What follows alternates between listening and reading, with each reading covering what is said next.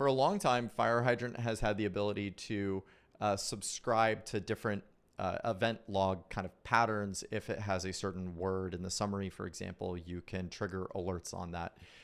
One of the problems with that power, though, with great power comes great complexity. That's not the phrase, but it made more sense for this case.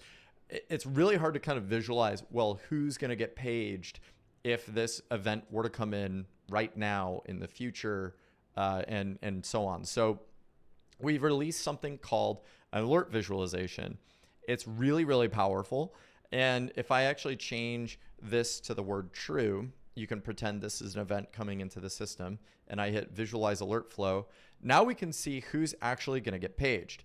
We can see that 2 rules were matched. We can see that this team for its CPU throttled escalation policy was paged. If we click on this rule, we'll see that only 1 target is going to get hit. It's the Slack channel for Team Core Services. They will be able to acknowledge the alert that we sent them via Slack. Or if we click on this one, we can see a much more complex view of what is going to happen. And we can see that this target was an escalation policy called the primary path. It hit the first step, which is going to notify Sev1 incidents, and it's going to notify me as the on-call engineer.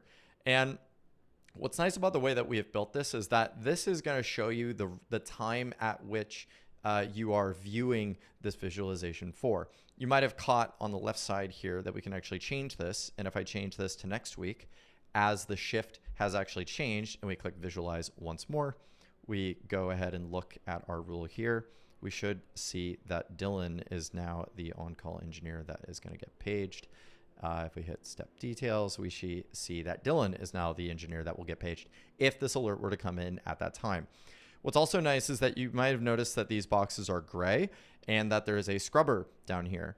The reason we did this is that for really complex escalation policies, especially ones that have handoffs and handoffs again after that escalation policy, it can be really hard to know who's going to get paged and when after an event is received. So we've added this scrubber to actually show you at what point, at what time after the alert is received, that we will actually fire that step for you. Really, really powerful functionality here. I'm excited. This is available for every account that has signals enabled right now.